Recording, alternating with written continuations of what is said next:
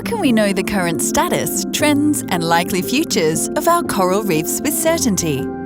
Prior to 1998, the global average hard coral cover on the world's coral reefs was high and stable. But a single mass coral bleaching event killed 8% of the world's coral. Coral cover recovered during the next decade until a succession of large-scale bleaching events killed 14% of the world's coral. Coral reefs simply hadn't the time between bleaching events to recover. As a consequence, the global average cover of algae on the world's coral reefs has increased by 20%. Algal dominance reduces the ability of corals and the marine life they support to re-establish themselves. It's time to step up our efforts to protect and restore our coral reefs. To help communities, businesses, and governments conserve and manage our vital coral reefs, the Global Coral Reef Monitoring Network has released a new report examining the status and trends of the world's coral reefs. Several hundred scientists and organizations contributed to this report, which is based on a global dataset of almost 2 million observations from over 12,000 sites in 73 countries. Now, in the first global report since 2008, you can discover the status, trends, and likely futures of your coral reefs to help you make a positive difference. To learn more and read the report, visit www.gcrmn.net.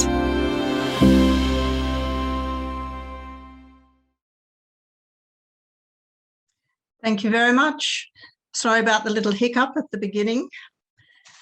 Good morning, bonjour, good evening, bonsoir, and welcome, bienvenue, bienvenidas, to this eagerly anticipated and long-awaited launch event. My name's Penny Wensley. I'm the chairman of the Australian Institute of Marine Science Council and also of the Great Barrier Reef Advisory Committee. I'm also a former Australian ambassador for the environment who was involved with the establishment of ICRI and the GCRMN. As has become customary in our country, I acknowledge Australia's Indigenous peoples as the traditional owners of the lands and the waters of our ancient island continent, and acknowledge in particular the truly rich heritage, which is now shared by all Australians, of being custodians of what is the world's oldest continuous living culture. It's a great pleasure to be moderator of these proceedings, which are going to offer 2 overview presentations on the report and then 5 regional reports, followed, we hope, by a short time for questions using the Q&A function.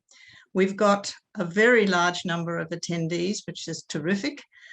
So obviously not all questions are going to be able to be answered during the session, but any that are not able to be addressed, I can assure you will receive a reply by email after the event.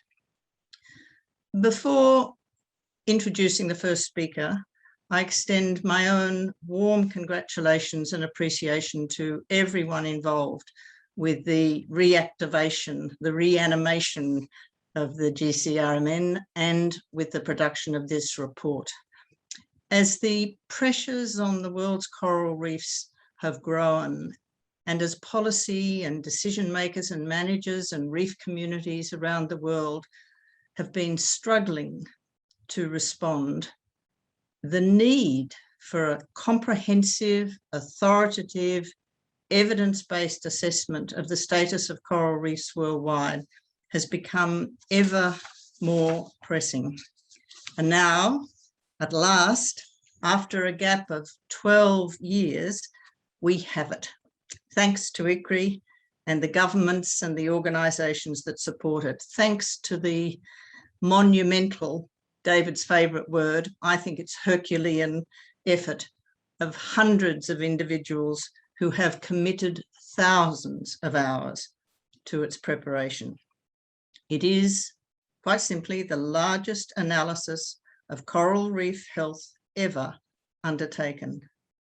To tell you about the report, the 6th Status of Coral Reefs of the World Report 2020.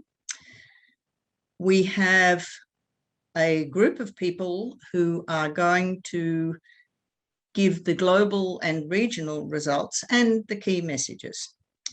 So let's turn now to the presenters and the experts, beginning with Jeremy Wicker, who will tell us about the methods. Jeremy's a PhD student affiliated to CRIOB, a French laboratory that many of you will know well, based in France and French Polynesia. His work focuses on temporal trends, disturbance and resilience of coral reefs, and he was responsible for data gathering and also, importantly, data integration. And he's going to talk to us about that and tell us something a bit more about the exciting subject of data homogenization. Over to you, Jeremy. Vous avez la parole. Thank you. Thank you for this introduction. Can you see my screen? Perfect. So yes, I will speak about the methods section of the report, which is divided in two main parts: the data integration on one hand and the data analysis on the other hand. So first, the data integration. At the beginning of the report, as we wanted to produce quantitative estimates of coral cover and algae cover at the global scale, it was necessary to get data. So for that purpose, we launched a call to contribution to gather raw data on bounty cover in coral reef. And we organized 5 workshops in different places in the world to discuss with collaborators and to increase the visibility of our project. Then we signed data sharing agreements with most of data contributors, and we received a lot of different datasets. However, the datasets we received were very heterogeneous in terms of format or structure. It was therefore necessary to pass through a step called data integration to obtain a homogeneous unique dataset that will then be used for the data analysis. So the data integration is a process of combining multiple data objects into a single unified data object. So for that purpose, we designed a 4-step data integration workflow. We first gathering data from data contributors. Then we individually reformat their datasets to obtain a consistent format. Then we group all these different datasets and we apply a taxonomic assignment. And finally, we use a step called QA/QC for quality assurance and quality control in order to check if there is any errors and to correct them if it's the case. So using this approach, we were able to create a global database. This database is built on the contribution of more than 300 people all around the world. This represents 250 datasets integrated and 12,000 sites all around the world, as you can see on this map. This represents around 40 years of data and around 2 million of observations. With this global dataset, it was then possible to perform the data analysis. However, we face 2 main challenges here. First, the sampling effort is not homogeneous at the global scale. For example, in the South Florida is characterized by a greater number of monitoring sites than some remote islands in the Pacific. And it was necessary to take this into account to avoid that some region have too much weight in the global trends obtained. Second, the coral reef surface is not evenly distributed at the global scale. For example, the coral triangle represents a greater proportion of coral reef surface than the Eastern tropical Pacific, for example. And to overcome these 2 challenges, we choose to use a hierarchical Bayesian model. So how does this model works? First, it's based on the global database we built, those that I presented previously with the data integration.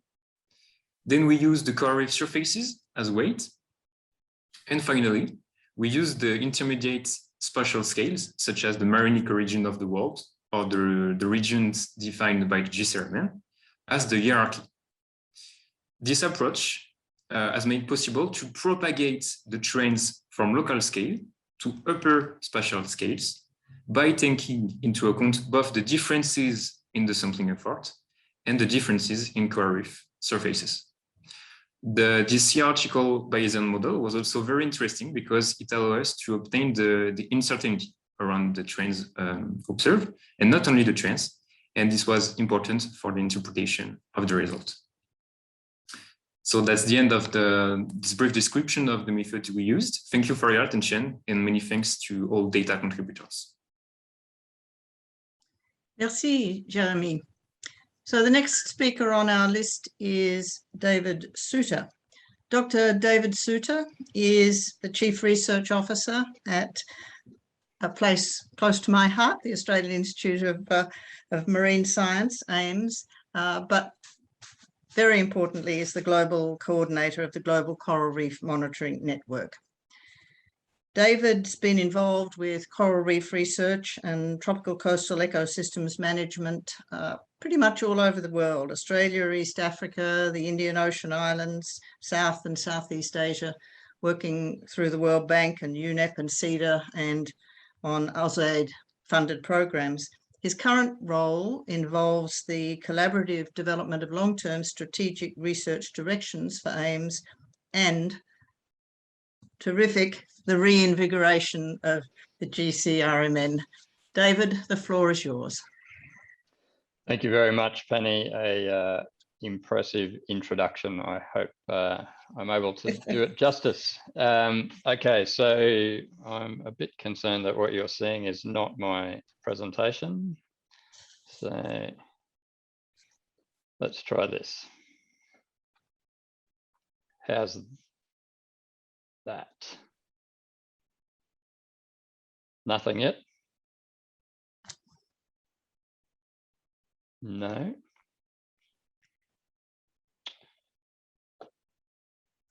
We could see it. It just wasn't in presenter mode, I think, David. Oh, okay. You could sort of see the notes at the bottom. Yep, that's fine. Let's kick off properly. Now, it looked odd on my computer more than anything. Okay, thank you very much, Penny. I will actually try and do the little animation that kicked off this session justice. I absolutely have to thank a crowd in Canberra called Redboat who did that animation for us. Obviously, we helped with the script, but they were the creative geniuses behind the imagery, and I think it does a remarkable job of summarizing what I'll spend the next probably 15 or so minutes saying, and they've done it in one. So impressive. As Penny's said, it's my role, not only as Chief Research Officer at AIMS, but also as Global Coordinator of the Global Coral Reef Monitoring Network to, well, it's my pleasure to present what has been a number of years in the making and an extraordinary effort by an extraordinary number of people. Before I actually kick off to the things that I'm sure everyone's really wanting to hear, I do have a number of organizations and people to thank. And in particular, as Jeremy has so articulately stated, we received contributions of data from more than 300 people around the world to accumulate this data set. And that is a true testament to the reach of the GCRMN and the level of support to the GCRMN. And to those people, I very much thank you for your voluntary contributions. In addition, we have 10 regional coordinators that assist with the coordination of the GCRMN. 5 of them will present later after me. 5 of them won't, but I would sincerely like to thank all of them for their efforts in the production of this report. A number of organisations gave significant funding. In particular, the Australian government's Department of Foreign Affairs gave a substantial amount of money. The Principality of Monaco, the government of Sweden, the Prince Albert II Foundation and the United Nations Environment Programme all contributed both cash and in kind to the production of this report. So to those, I sincerely thank you for your contributions. I'd also like to thank ICRI. I'm sure many, if not all, everyone on the call recognises that the GCRMN is a subsidiary, if you like, or an action network within the International Coral Reef Initiative. The GCRMN essentially reports to the International Coral Reef Initiative, and it's one of the major audiences, if you like, for this particular report and all of ICRI's members. Finally, I'd like to thank the Australian Institute of Marine Science, who is the current host of the Global Coral Reef Monitoring Network, and AIMS, as we like to call it, has contributed enormously to this report. The skill sets that I've been able to draw on, particularly that very complicated analysis that Jeremy described. Murray Logan has, a brain the size of a planet, to be honest, and has done some amazing things with this particular report. So I won't spend much time on this because Jeremy articulated this very, very well in his presentation. What I will draw out of this, in addition to the magnitude of the task to producing a quantitative analysis, is the fact that this report is a departure from earlier GCRMN reports. Earlier GCRMN reports, and I'd like to acknowledge Clive Wilkinson here, were syntheses of a vast amount of information contributed by a vast number of people around the world. We've taken a different tack here on the advice of the GCRMN working group and those responsible for the reinvigoration, where we have focused particularly on a quantitative analysis of a global data set that Jeremy described. That has created some benefits, and it's also created some challenges. And I'll get to maybe some of the challenges right at the end. This, no doubt, is the graph that people have been wanting to see.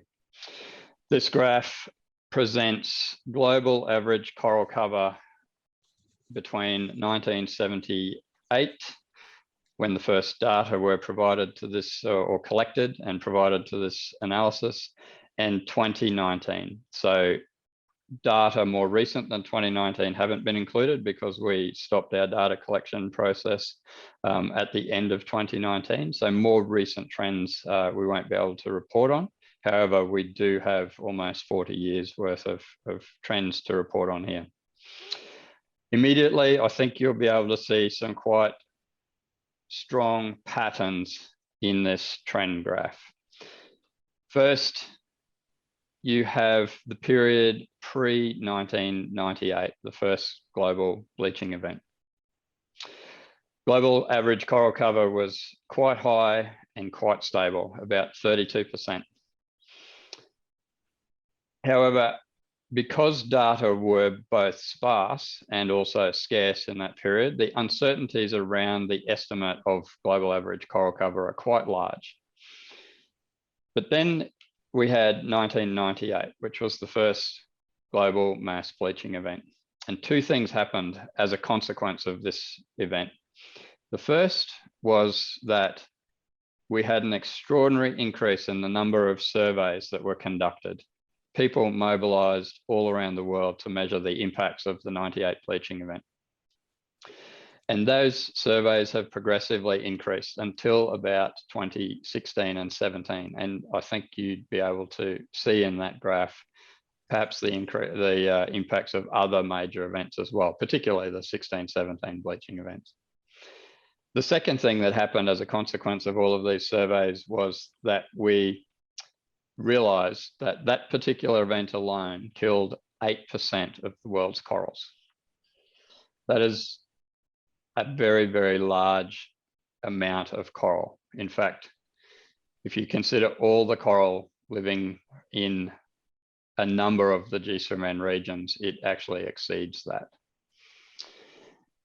Then we had a relatively benign period with very few major global disturbances, and coral cover actually recovered to pre-1998 levels. This is important, and it is an important point for coral reefs globally. This recovery and recovery later on is quite clear demonstration that when coral reefs do have the opportunity to recover, they retain their resilience and they can recover. However, in 2010 and then in 2016, we had the second and third major global bleaching event. The frequency of these bleaching events is increasing. We can see that. And as a consequence, we're also seeing substantial declines in global average coral cover. In fact, in that period alone, we lost 14% of the world's coral. And if you were to calculate that out, that's actually more coral that currently lives on all of Australia's reefs. So essentially removing that from the global coral pool, if you like. However, in 2019, we see the very first signs, if you like, of possible recovery. Now, we need to recognise that the amount of data that we received in 2019 was quite a lot smaller than in previous years, owing to the cutoff effect, if you like, of when we stopped. But it is quite clear that the global trend in coral cover kicks up in 2019. So that resilience of the world's coral reefs seems to still be there even now. So coral reefs is not lost. These two graphs present the cover of algae, the global average cover of algae, and how that compares to coral. So the ratio of coral to algae. By and large, the relationship is, or the pattern or the trend in algal cover is the inverse of coral cover. But you do see similar sort of patterns. Pre-2011, in fact, algal cover was quite constant and relatively low across the world's reefs, about 16%. And what we see is that during this time, there's more than twice as much coral on the world's reefs as there is algae. So the world's reefs, on average, are dominated by coral compared to algae. However, in the period after 2011, we see substantial increases in the amount of algae in the world's reefs. And in fact, by 2019, there was 20% more algae on the world's reefs. And as a consequence, you're seeing a change or a decrease in the ratio between coral and algae. In 2019, the ratio had dropped to 1.5. So in 2019, compared to say 2011, the ratio had gone from more than twice as much coral on the world's reefs to about 1.5 times as much.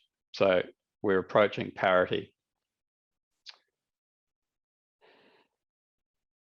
As part of this analysis, we looked to explore the relationships between changes in global coral cover and major drivers of that change. Now, to get a significant change in the global coral cover or the average global coral cover, one of two things has to happen. Either you have lots of little events all acting in the same way simultaneously, which is perhaps a little unlikely, or you get a single major event. And this is what this essentially shows. So this graph is an overlay of global average coral cover, the blue line in the background, with the sea surface temperature anomaly for the last 40 odd years overlaid over the top. And you see some really striking patterns.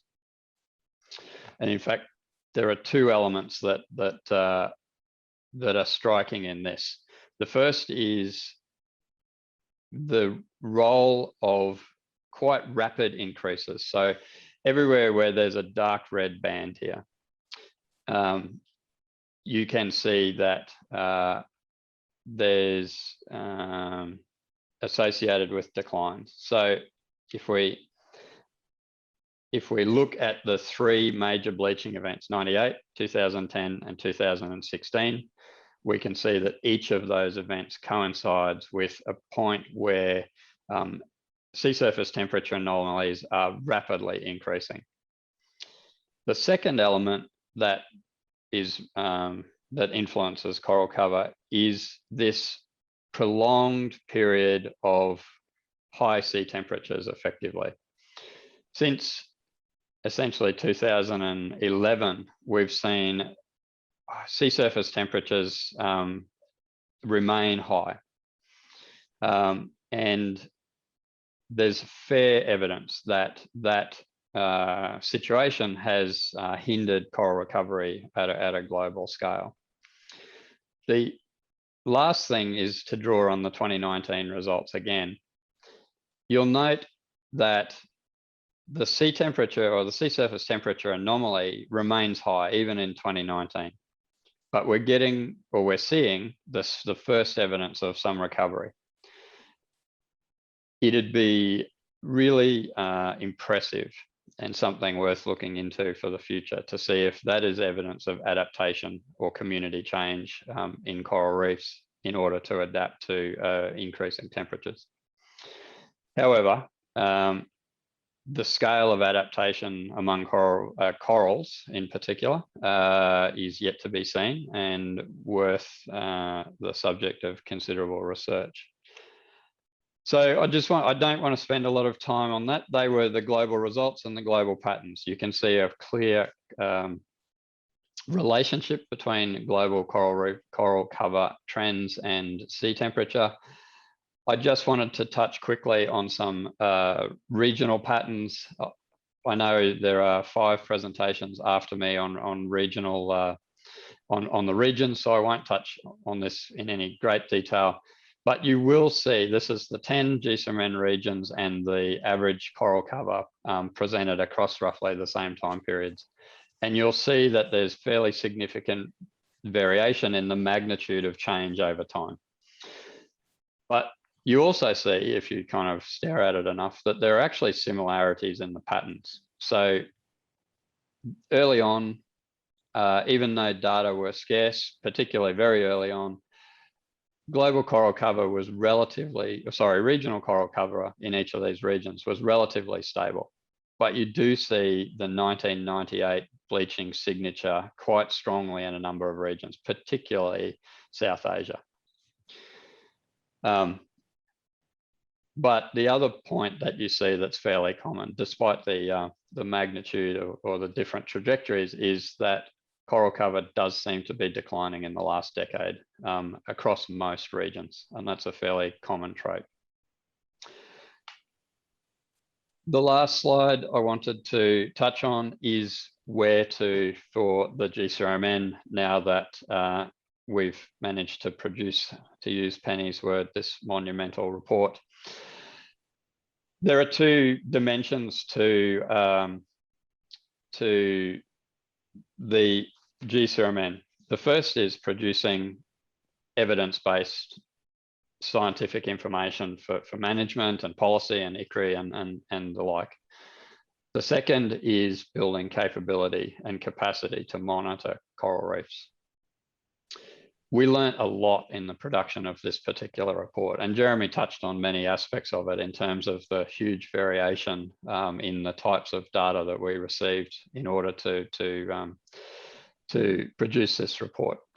Those who've already had a quick look will know or will have already observed that the 2 things that we really focus on are coral cover and algal cover.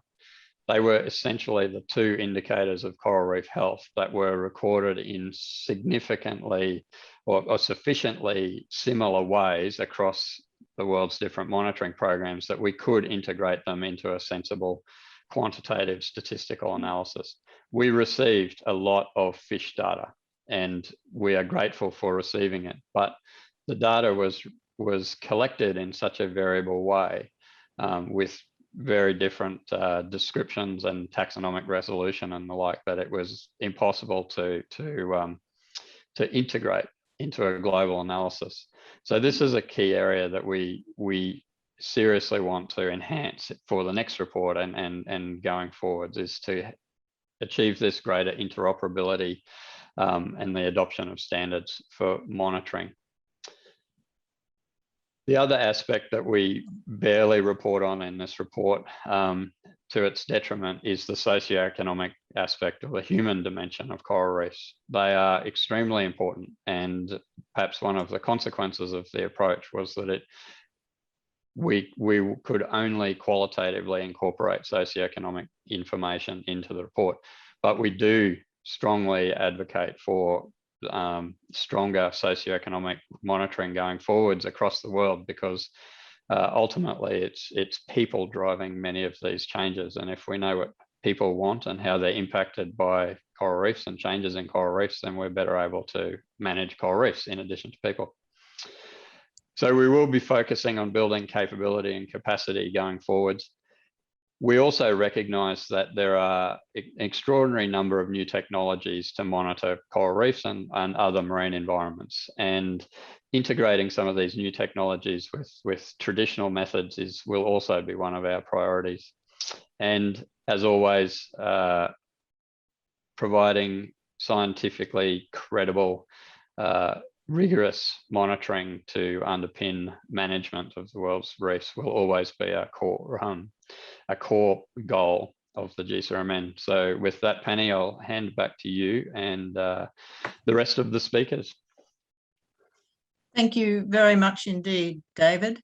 We'll move straight into the regional presentations, and the very first one is from Tadashi Kimura. And Tadashi, we're looking forward to hearing about your region. Tadashi, I should just tell you all, for those of you who don't know him, is a chief researcher of the Japan Wildlife Center, JWRC, and organises the National Monitoring Program of Coral Reefs. But even more importantly, from our perspective, he is a coordinator of the East Asia region on coral reef monitoring and conservation under the GCRMN. Tadashi, we're looking forward to hearing from you. Thank you very much for your warm introduction, Penny. And my name is Tadashi. I'm from Japan Wildlife Research Center, and as Penny explained, I am working as a GCRMN regional coordinator of East Asia, together with Dr. Carrington in Singapore. So I'd like to talk about the brief result of our East Asia region. First of all, I'd like to say congratulations for David, Jeremy, and all the editorial team to complete this report. I think it's a long, long way to complete the global report since we had a first meeting in Bangkok, I think.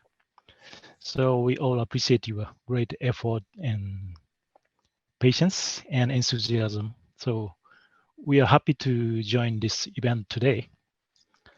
So thank you, David and Jeremy, and all the team. So next slide, please.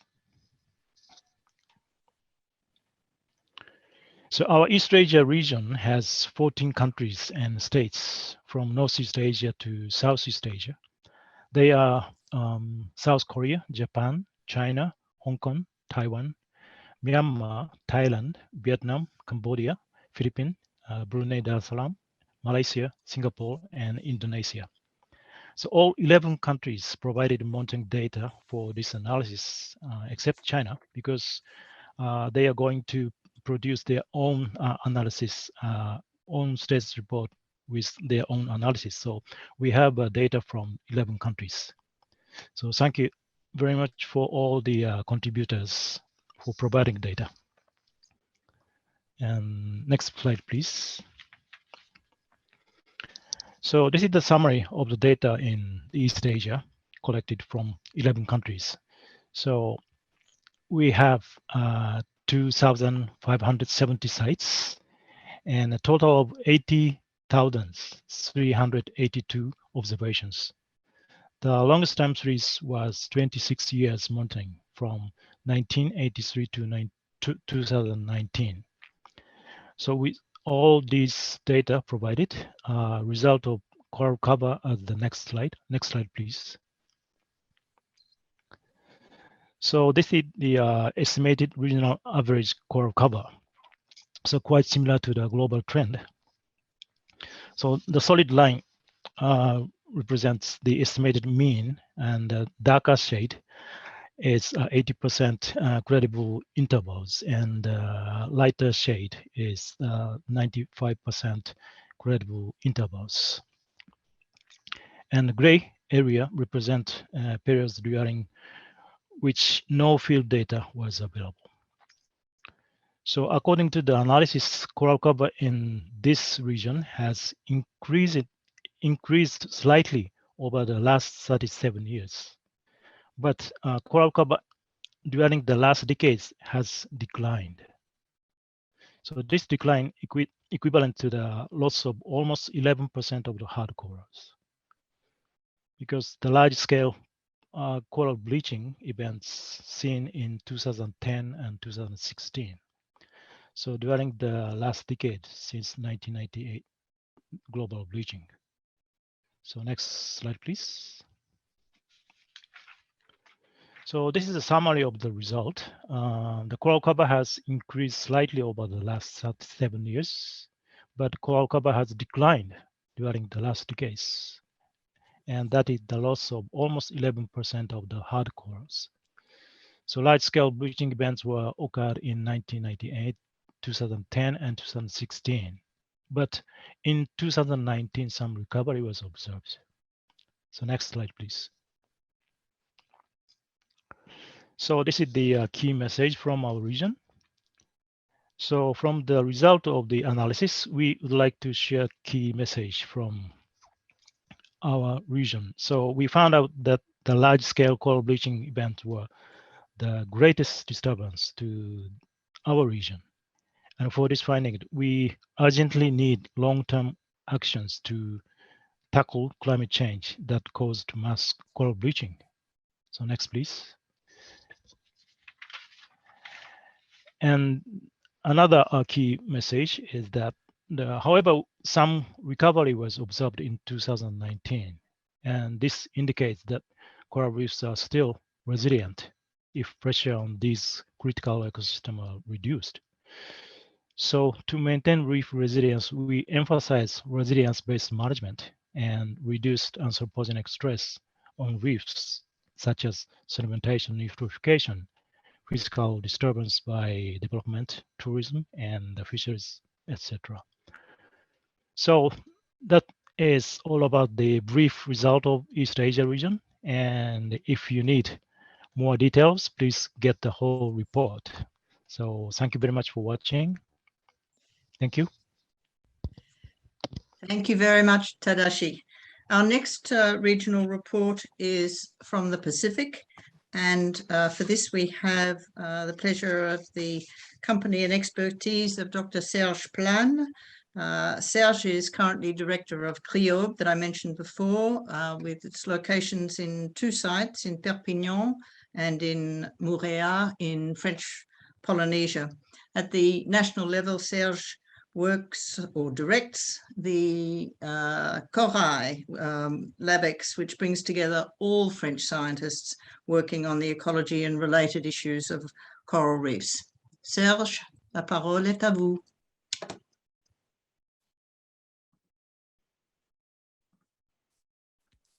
Thank you very much. I guess you got my screen, and I guess you got everything on mine and you can hear me.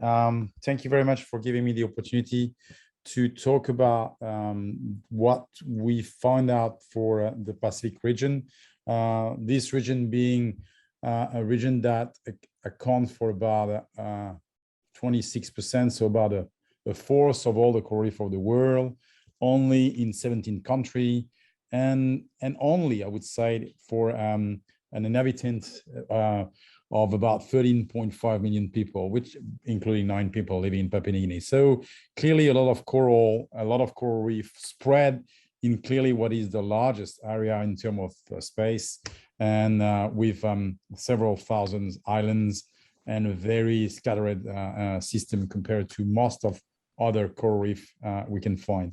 The region was subdivided for the analysis in 7 subregions that you have here, on which you can see immediately that actually the Bismarck Sea, which is region number 2, which is also region number 3, that includes New Caledonia and Vanuatu and Fiji, are clearly the most dominant one in terms of amount of coral reef you can find in the region as well. But you will see, and that's the interest, to have that subdivided in subregion, to see the interest into showing that the patterns that you're finding in one place may be different than the pattern that you're having. If I look at the number of data that we got from the Pacific, it's 15 of the country out of 17 were involved. The 2 that were not involved are countries that are very remote, such as Niue or places like that.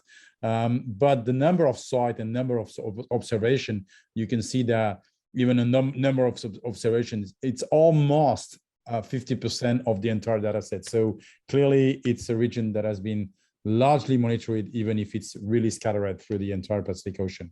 The longest series is 29 years, and the 3 main or dominant type of survey was for the quadrat, line intersect transect, point intersect transect, which are clearly the traditional ones, and about the same frame we can have at the scale of the entire monitoring that we have through the world for the different type of monitoring people are doing. But that leads also to the question about whether those techniques will be the one for the future, and that's something that David touched out, and that we'll have to touch at some stage also in the discussion within the GCRMN with all the partners. Main result, you have on the left side what is about the coral, on the right side what is about the algae. What you can see is that nothing happened until 1998, similar as the global trend. There's a slight decrease in 1998, not as similar as the global trends. And there's a sort of most significant decrease is actually between 2010, more or less, and 2019. And that is actually what is found in the global trend. So the event of the 1998 event was not so dramatic as at the world level, but clearly what's happening since 2010 is actually very similar in the Pacific from what is happening at the global stage. And clearly those drops are linked to major El Nino events. So meaning that those drops are linked to specific sort of sea temperature anomaly that has been already observed at the same level. You can see that on the right side, you got here the algal sort of cover change through times, almost no change until 2010, more or less. And then since 2010, a slight increase and a constant increase of algae cover, and reaching basically up to 20%. So an addition of about 6% within just the last 10 years. So I'd say that for the Pacific, it's really the last 10 years that are really critical and are showing main patterns, both of declines of coral reef and both of increase of algae. If we're looking more sort of in detail, and I'd like to go sometimes into detail because it gives an idea about how variable it can be from one country to another one, how different it can be from one country to another one. So then this is the last slide. It's looking at within the Pacific region, the 7 different subregions, and to see how those patterns, and I highlighted on the right side, same again, sorry, on the left side, same again, you've got the hard coral cover. On the right side, you've got the algal cover.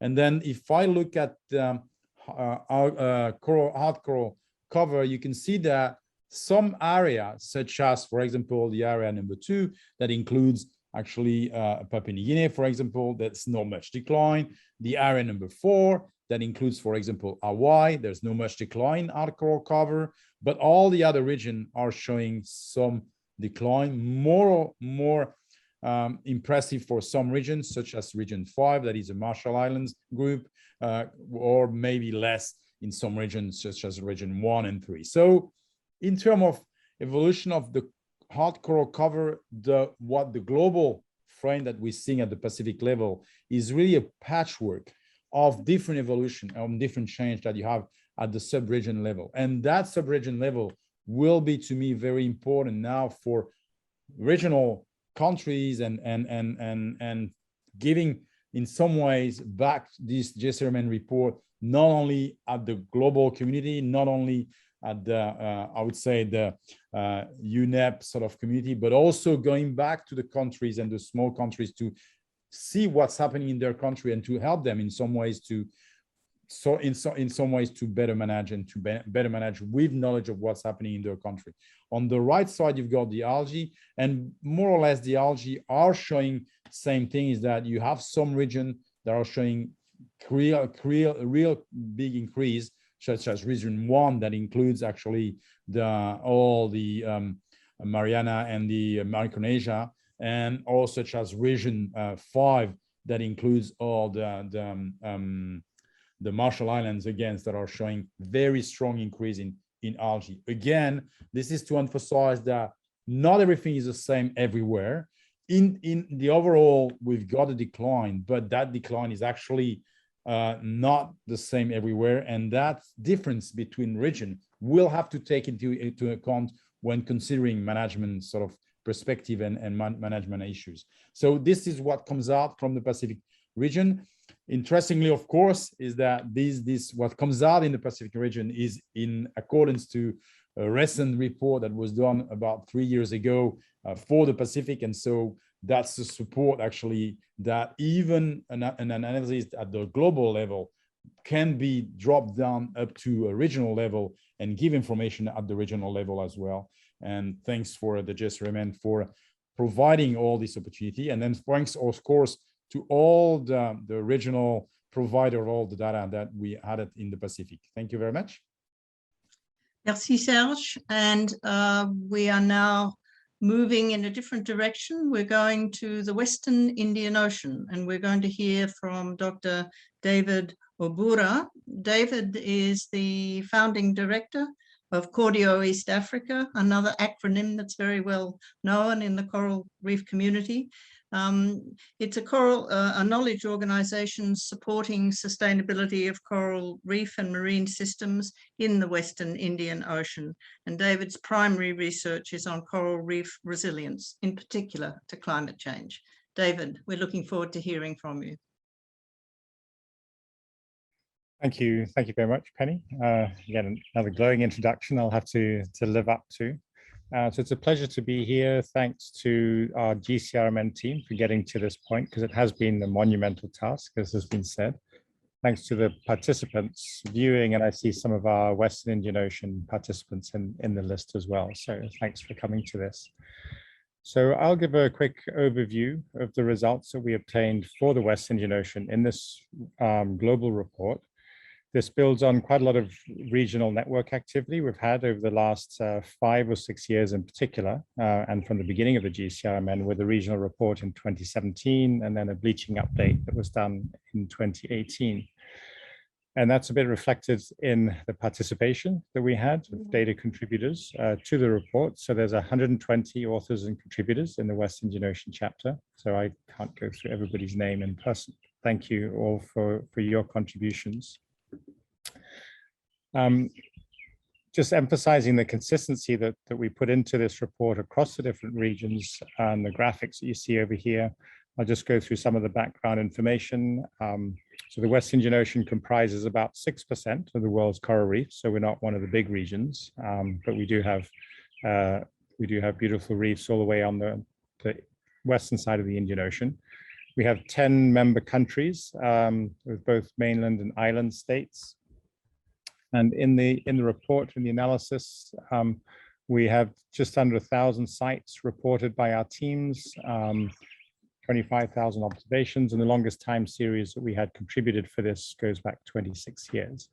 You can see that, as in many different regions, the efforts in coral reef monitoring started in the late 80s and the 1990s, really, but really kicked off with a global bleaching event in 1998, which really showed how vulnerable reefs are to human activities. I've shown the methodology graph in the bottom right, mostly to make the point about some of the networking initiatives and structures that we need to set up is that we use the same methodologies as most other regions in the global report, but our metadata, so our reporting that the type of information we collect and how is not quite as good as it should be, and the unknown methods is quite high there. So we're quite sure those are line transects and point transects and photoquadrats, just like the other regions. So the main results that we have, so I've shown here the graph of the hard coral cover on the left and the algae cover on the right. And from the data that we had contributed, we can see for the hard corals that the earlier data comes from a sparse number of sites. So the error bars are quite large, and we even have an increase in reported coral cover up to 1998. We feel that's likely due to the selection of sites as more programs started to monitor reefs, of course, in the nice reef areas. The decline in coral cover in 1998, the global bleaching event, is very clear. And then also the recovery after that event over the 10 to 15 years until the next major series of bleaching events.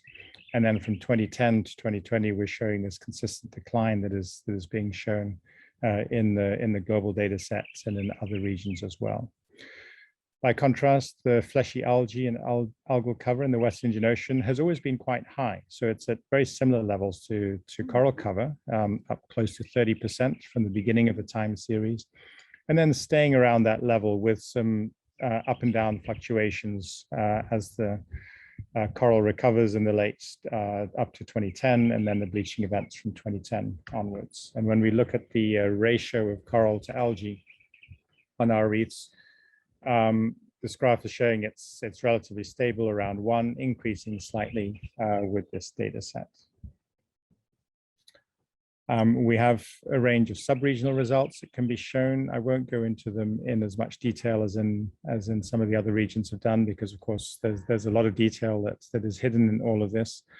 Where the submission of data that we have for our region is showing this somewhat increase in coral cover. You can see in region 1, which is the mainland East African coast, Tanzania, Kenya, northern Mozambique, which I do feel, having, with experience in the region and the programs that we have, we do feel that's a bit of an artifact of the way reef monitoring is done and starts up, as opposed to showing the impacts that we have felt in the region. We're seeing a decline in region 2, that's the Seychelles Islands. But a good story, an interesting story we have is all the way in the south in region number 5. That's the southern Mozambique and northern South Africa coast. It's a very cool high latitude area for coral reefs, and coral cover is even increasing in that region as temperatures warm slightly. So there may be a good story there in terms of refuges for corals into the future. The algae cover data fluctuates a lot more across some of the subregions, as you can see in the bottom right. But just interpreting these results against other results that we've reported in our network is important. And I come back to this graphic on the bottom left showing that 60% of the records from our region come from these one-off surveys, which likely come about through environmental impact assessments or from new studies or student studies that are being done and so on. And the results that we showed of increase in coral cover up to 2010 and then the stable algae cover don't correspond to what we reported in 2017, but that's likely because in the 2017 report, we only used data from time series with 4 time points or more, so that we wouldn't have this bias of the one-off shots. And there we can see this decline in coral cover from 1998 and increase in algae cover from 1998 as well. And so one of the tasks that we'll do now, having completed this global report, is to really look at the analytical approaches that we use in these 2 different processes and try and align them and see what the latest data says about the last 3 or 4 years compared to before 2016, our last bleaching event. So this brings up many of the regional observing network issues that we have to work on in the GCRMN. This is a common issue to global observing networks, so both ocean observing networks, which are coordinated through UNESCO under the Global Ocean Observing System, as well as other biodiversity observing networks under GEOBON, around submission of data data quality control, and then the spatial and temporal representation that you have in the data set. So in conclusion, we certainly show in this reporting that the largest coral bleaching events in 1998 and 2016 had major impacts on the coral community in the Western Indian Ocean, and some minor ones around 2010 and after 2010. Coral algal trends are tending to decline overall in terms of reef health. And in looking at these graphs, we need to look at these short periods for the most robust interpretation. So either the last 10 years or the trends in coral cover around the major bleaching events. We certainly need to increase investment in monitoring, particularly in sites with 2 to 5 and 6 to 10 year time series, to continue those into the long term, and to strengthen the methodologies and consistency and improve the metadata that we report. And we'll update our regional report. As I said, we wrote it in 2017, so 2022, next year, is perhaps a good time point for a 5-year update of that. And then on a final postscript, I'll add that we've also completed the red list of ecosystems in the Western Indian Ocean using this data set from the GCRMN. And we assessed the region's reefs to be vulnerable to collapse and some ecoregions to be from vulnerable to endangered or critically endangered. And this is under final review now, so I can't share the full results. But the method is established to replicate this approach throughout the GCRMN regions with the data from this report. So we're really looking to implementing that, looking for partners to extend this globally over the next few years. So thank you very much. Thank you very much, David. We'll look forward to getting the updates when you've got more to deliver on the last comments. Our next presentation goes back to a totally different region, another part of the world in the Caribbean, and we're going to hear from Dr. Sandrine Pivard. Sandrine is Director of the Specially Protected Areas and Wildlife Regional Activity Centre, which is dedicated to the biodiversity program of the Cartagena Convention. It's an international organization hosted by France in support of the UN Programme for Environment, Caribbean Environment Programme. Sandrine is also, especially for us, the regional coordinator of the GCRMN Caribbean node. Sandrine, over to you.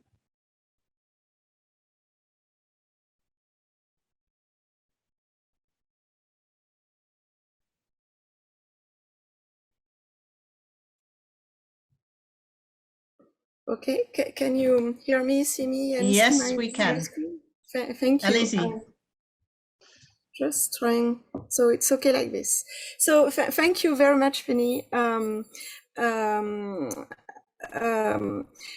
would like to thank you for giving me the. We've lost your sound, Sandrine.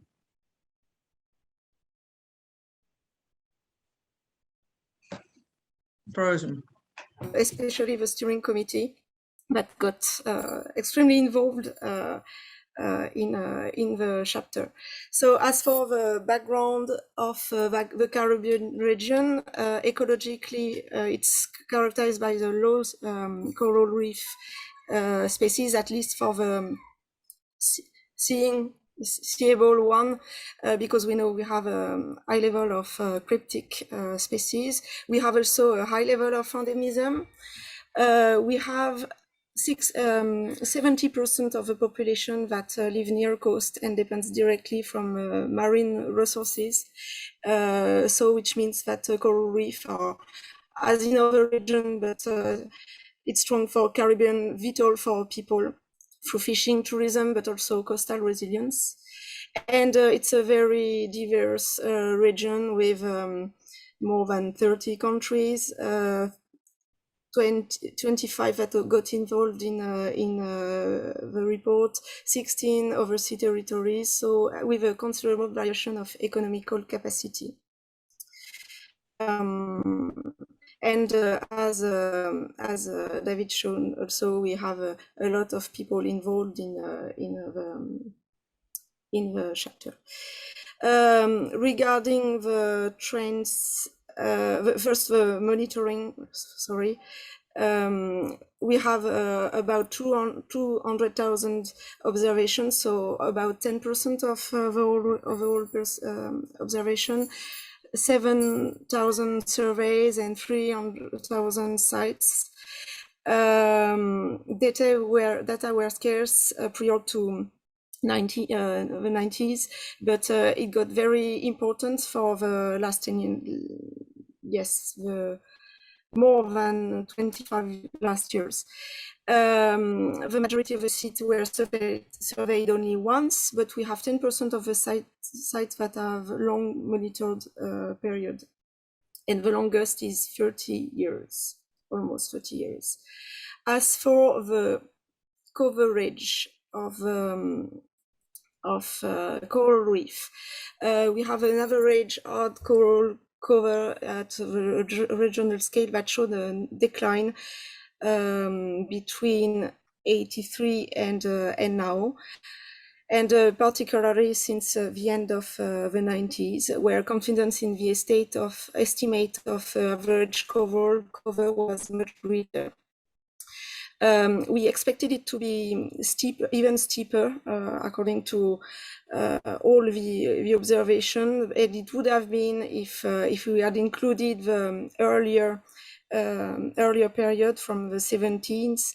I've seen from the Jackson report that we had a very intense decline at that period. Nevertheless, we've lost 10% of the coral over the last 2 decades, and of course, as in the other region, it declined, and it had some alternating period of decline and recovery. Depends also of the subregion, but overall, and especially we've seen that for the long-term monitoring sites, we've lost a very significant part of the coral reef, and most of those sites are yet to recover. If we go, I won't have time to go in detail for the trend, and I think I've gone to Algae there. You see that we have some subregion with a strong decline. We have one region with a slight increase. As it happened, it's the Greater Antilles, and it has a larger area in kilometers. It tends to wait on the analysis, but overall we can see that decline, and we can see also, in particular, in some region 1, so in the north of the Caribbean, as much as the events, all of the 98 and the 2005 events had strong effect, and they have yet to recover for at least 3 of the subregion.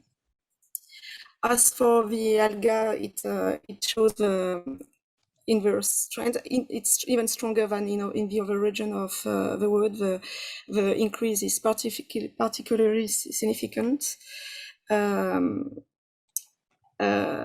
Again, with variation between subregion, but it's really significant for most of the subregion. I'm going quick because I don't want to take too much time, and I really want to pass the key message from the network and from the steering committee. So the first key message is that regional data, chapter, all those new data confirm that live hard coral and algae corals are experiencing reverse trajectories, and that we tend to have an acceleration of those trends in some of the subregion, even if as I've shown, it can be nuanced by some others.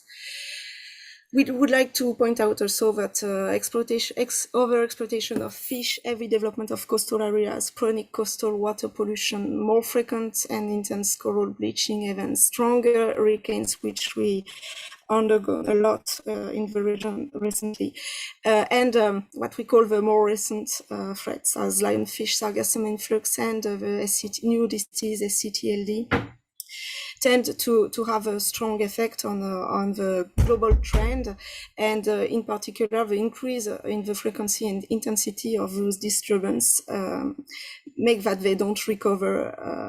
Most of the coral, or some of the coral, can't recover for those patterns anymore. So as a recommendation, we of course, well, something very common with other region, we strongly recommend to reduce runoff in coastal area, ship discharge, to take special attention to ballast water, as we have it brings also the question of the lionfish in the region. To have a very careful attention to fish populations and diadema populations for enforce their protection and help for replenish their zone, and in particular we have attention on parrotfish, where we recommend as the GCRMN network to reduce their catch and ban it for the bigger species, and also to reduce or ban the use of destructive gear. And I think that's the last one. We also call, but Serge, you already integrated that very well, call for a more holistic approach next time. And so we call for starting to organize the data already. In particular, in the region, we are very committed to the socioeconomic monitoring, which we consider as essential for the human dimension of coral reef. And it should not stand alone, and it should be completely integral to the collection on physical condition, because it's critical to understand fully what happened, and also it's critical for the success of conservation and management. And we have the same recommendation for including more bunting head fish data, also for the same reason, because we have very good hunch that in the region, some of the region that could do better, or at least we know we have some very good results, in especially in the Mesoamerica of zone, where they are banning or they are reducing the catch of fish, and we would like to encourage this, as ICRI has done already, tries through recommendation as well. So I thank you, and I hand over again. Thank again everybody, and I hand over to the next region. Thank you. Thank you very much, Sandrine, for another rich report and particularly useful recommendations, I think. Our final presenter in these regional snapshots is David Suter. I've already introduced David, who's going to be speaking about the situation in Australia. Over to you, David. Thanks, Penny. I'll just wait for Sandrine to... Yes, I'm trying, yeah. I'm trying. Sorry. I think it's okay. Yep, thank you. It's good. All right.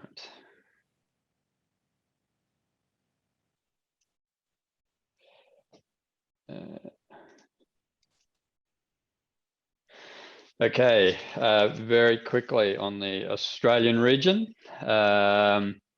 just to provide you with some context, some of Australia's reefs, as everyone I think would appreciate, are genuinely iconic. The Great Barrier Reef on the east coast and the Ningaloo Reef on the west coast.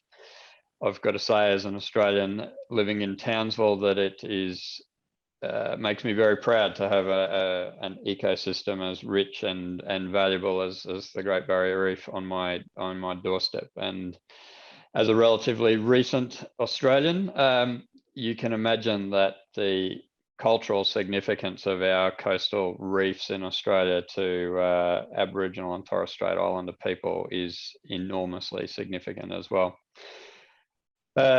Our reefs are very economically significant. The GBR alone contributes $6.4 billion to Australia's economy and employs some 64,000 people in tourism, fishing, recreation, and research.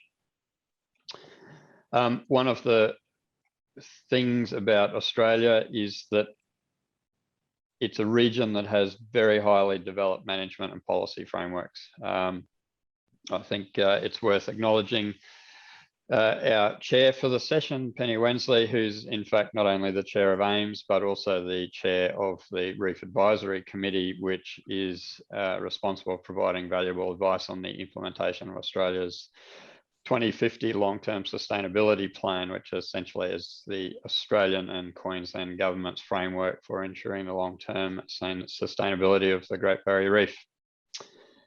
The other aspect about Australian reefs worth highlighting, I think, is that there is significant investment in Australia's coral reefs, particularly in management of crown of thorn starfish, in water quality, and more recently in reef restoration and adaptation programs. And I think this needs to be recognised and encouraged, and in fact would lead to coordination globally.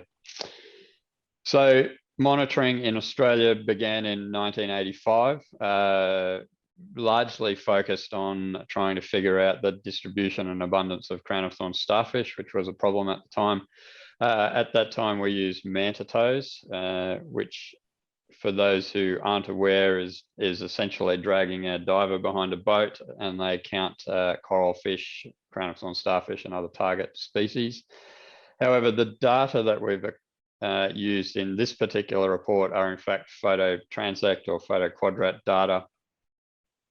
So the data have been extracted from photographs taken on reefs both on the east and west coast. These data are critical to understanding the status and trends, and in addition, understanding the effectiveness of management of our reef ecosystems. The volume of data that we've accumulated in Australia is substantial, both on the east and west coasts, and I think it's worth acknowledging the significant data contributors from both sides of the country. Some 97,000 observations from 3,000 or more than 3,800 surveys at 372 sites. Unfortunately, we didn't receive any data from Lord Howe Island, so that's not included in this particular analysis. But there are two things or two characteristics of Australian monitoring that are worth highlighting. The first is, if you look at figure A, there is a considerable proportion of sites that we revisit over and over again. So our long-term monitoring programs are focused on revisiting the same sites, which is excellent for determining change over time and trends and status within these reefs. The second element that's worth highlighting is that the commitment to monitoring by Australia, the Australian government, has been substantial. So the AIMS long-term monitoring program, the particular version with using photo quadrats, was started in 1994, and it's been sustained throughout that time. So that level of commitment is strong within Australia.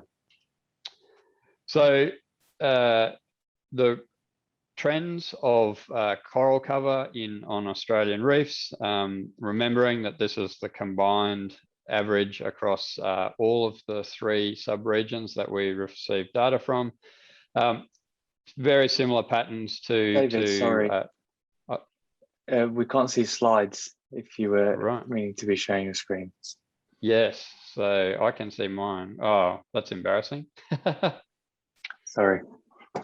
Thank you. I feel like that's half the presentation gone.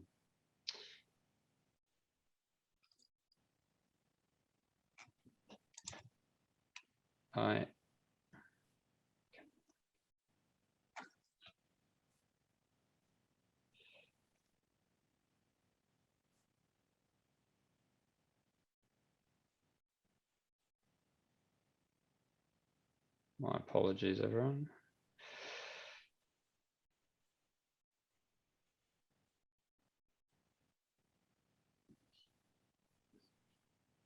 How about now? Yes. Yeah, we can see but them not now. in presenter mode. Yep. Okay. Right, ho. I will not go backwards. I will just continue on from where I was. So look, the trends in Australian coral reefs are somewhat similar initially to the global pattern and to some of the other regions that have been presented before me. Relatively high coral cover and relatively stable. However, what we see on the Great Barrier Reef and in Western Australia is the influence of coral bleaching, 1998 and 2002. So 1998 had quite a significant influence on Western Australian reefs in particular, less so on the Great Barrier Reef, but 2002 had quite an influence on Australia's Great Barrier Reef. Between 2004 and 2007, there were little disturbances and a period of recovery. However, between 2008 and 2014, we saw quite significant impacts from a range of different factors. On the Great Barrier Reef, we saw the influence of massive tropical cyclones, Hamish and Yasi, the outbreak of a crown of thorns starfish population, and significant bleaching in Western Australia. And this caused substantial declines in coral cover. There's a brief period of recovery, and then we have the massive 2016-2017 back-to-back bleaching event. That 2016 event in particular affected the northern end of the Great Barrier Reef and the northern reefs of Western Australia. And then we had another very significant bleaching event on the Great Barrier Reef in 2017, which affected the central Great Barrier Reef. As a consequence of those two bleaching events, what we've seen is the Great Barrier Reef has been affected by bleaching. 2/3 of it has been affected by bleaching in those two events, causing significant decline. But what we are seeing is the first signs of recovery. And in fact, those of you who will have seen the release of the latest AIMS long-term monitoring report will actually know that the recovery seen, particularly on the Great Barrier Reef, does extend beyond these 2019 data. So these are positive signs for the Barrier Reef, showing that it is certainly still resilient. And I think the same can be said for Western Australian reefs as well. So algae cover is essentially the inverse of coral cover. You'll see that every time we had a major impact or disturbance on Australian reefs, we had an increase in the cover of algae, and when coral cover recovers, we get a concomitant decline in algae. But really the main point with algal populations on the reef is that it's almost doubled the amount of algae on Australian reefs in the last decade. So just quickly, finally, to give you an understanding of the different patterns in Australian reefs from the east coast on the Great Barrier Reef, the west coast and Cocos Keeling Islands. We have very few data received from the Cocos Keeling Islands and very small reef area, so exerts quite a small influence on the overall Australian pattern. You'll see there that the Great Barrier Reef constitutes almost 85% of all Australian reefs. So essentially the Australian status and trends graphs, the regional average is largely driven by what's going on in the Great Barrier Reef. But I would like to highlight a couple of things with Western Australia. On average, the coral cover on West Australian reefs is actually higher. And the other point to note is that the monitoring in Western Australia reefs, while there is significant commitment in some areas, there is an element, I guess, of sporadic monitoring elsewhere or opportunistic monitoring, and that's why you see these grey areas in the graph. So my apologies for the technical difficulties. I'll hand back to you, Penny, for closing comments, and thanks. Thank you very much, David. And yes, apologies that we missed out on the first few of the slides, but the descriptions were good and we could imagine, so thank you. We now have a short time for questions. There are quite a few, and we won't get through them all because we're running slightly over time, but I do want to take a couple of them. A couple of them I think are quite straightforward. There's one practical question from Ruleo Camacho saying that on the GCRMN site, there's no link to a Caribbean chapter. Is there a reason for this? Indeed there is. And Yes. the reason is that the Caribbean chapter is under review by the Caribbean Steering Committee, and we will upload it as soon as it is ready, which we anticipate to be within the very near future. Terrific. There's another question from Japan, Tanaka Iji, who comments that the Ministry of the Environment of Japan has been supporting the activities of GCRMN in East Asia. And he asked particularly, how will the results of the World Report, the new status report, going to be inputted to the current negotiation of developing the post-2020 global biodiversity framework? And in the previous session, with the handover from one set of chairs to the next chairmanship, this was addressed, I believe. So I might ask someone from the Secretariat who could, or well, whoever wants to comment about linking the results of the World Report to the next setting of the framework for biodiversity. David, do you want to do that, or do you want to pass it on to someone who was working on that subcommittee? My inclination is to pass that on to Emily Corcoran, who led that particular subcommittee, but I am absolutely happy to chime in. I don't know whether she's still on. Oh, Emily, you're She there. is indeed. Hello. Hi, I'm in the background here. Hi. You can star again. This is a really excellent question, and I think we've been really looking forward to seeing this report because it demonstrates many of the indicators that ICRI has recommended for inclusion in the global biodiversity framework and in the monitoring framework. So in response to AG's question, we will be working hard now to use the results to help demonstrate the importance of including these indicators. And we'll be doing that work along with the ad hoc committee, which of course AG is a very active member of. So we'll be taking that work forward and looking forward to being able to give some clear demonstrations that these are indicators that are available. They tell important stories and can also hold us accountable in the commitments that we make under the new framework. Thank you very much, Emily. And I have another practical one from another Sandrine Job. During the Bangkok meeting, apparently those attending discussed the opportunity to share regularly data for the next GCRMN report in a common database. And Sandrine asks, is this still relevant today? I'm happy to answer that, Penny. Thank you, David. It's good when you jump in. The answer is an unequivocal yes. However, it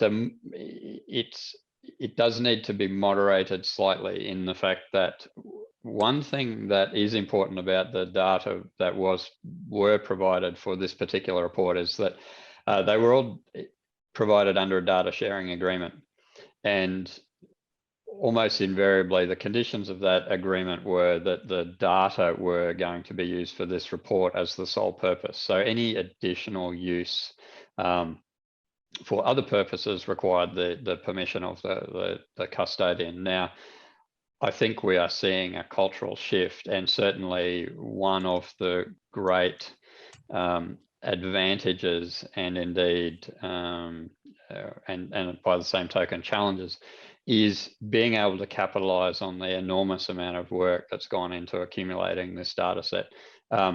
We obviously remain true to the data sharing agreement, but as I highlighted in the global presentation, enhancing data interoperability, sharing, and reuse is one of the things that the GCRMN really wants to do going forwards. David Obura also highlighted in his presentation the role that GCRMN can play as a global observing network as well. So data sharing in the future will be important, and we need to facilitate that process going forwards. Thanks very much, David. There's another one here that I think maybe Serge might be able to answer from Erwin Sola. Seems that no decline in hardcover coral was seen in East Pacific after the 1998 bleaching. Is this right? And if so, what do you think explains this, as well as the clear peak increase in HC cover until 2010? Could it be due to conditions becoming more favourable for coral development at higher latitudes in recent times? Serge, would you like to have a try at that one? Multiple questions. I'm sure Serge would like to, but he's currently doing an interview for the report. So I'm dommage. so sorry about that. Yeah. But maybe David or one of the David could reply to this. Apologize for on behalf of Serge. This is true. So I'm happy to provide a bit of an answer, and certainly David Obura can chime in. While the 98 event certainly was a global event, the impacts of the 98 event did vary from region to region slightly. I think and this is really where David's expertise and those in South Asia really have the knowledge here, in that the Indian Ocean was particularly badly affected in 1998, whereas the Pacific, and as we saw from Tadashi's presentation, was affected but less affected. So we do have a regional variation across the reef-bearing areas of the world. David Obura, did you want to add to that? Sorry, I won't add a lot, as I don't have the local knowledge for the Eastern Pacific, but it also might be not that it's a high latitude region, but there's a lot of upwelling there, and the waters are cooler around the Eastern tropical Pacific. And so it might have been less impacted then. Thank you. The questions are pouring in, but we're going to have to call it to a close fairly soon, because I'm conscious we're already over time. I have, let's have just a couple more. One from Aldo Croca from the Nature Conservancy Caribbean, asking, did you find a clear linear relationship between coral cover decline and increase of macroalgae as before? Or is the relationship not quite as simple as we previously thought?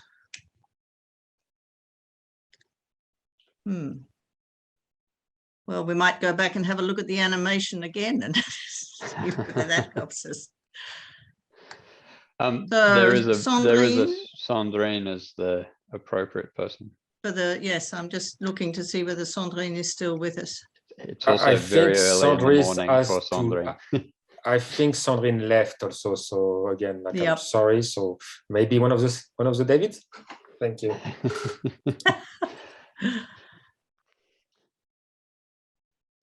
So David Suter. Happy to give it a quick crack. We'd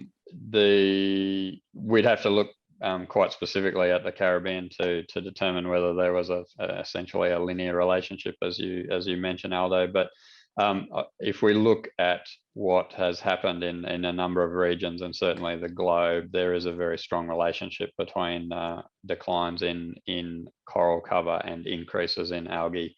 And we see that in the global ratio of coral to algae. Okay, and we have another one from Sebastian Zerade. Live hard coral cover has been often recognized to be a surface level indicator, as increases and/or decreases don't necessarily reflect reef functionality.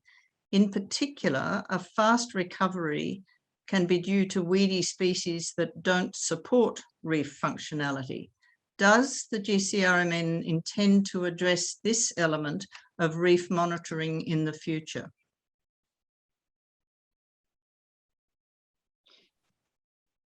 I can take that one if you like, David, just to let you off the hook. Just a bit of variation, someone else's voice. That's a good question. David Obura. It's something we already deal with in the GCRMN, and that's because of the variety of monitoring programs around the world, we've identified a tiered approach to collecting the data. So hard coral cover, we call it a level 1 variable, but at levels 2 or 3, you can identify functional groups or genera within that.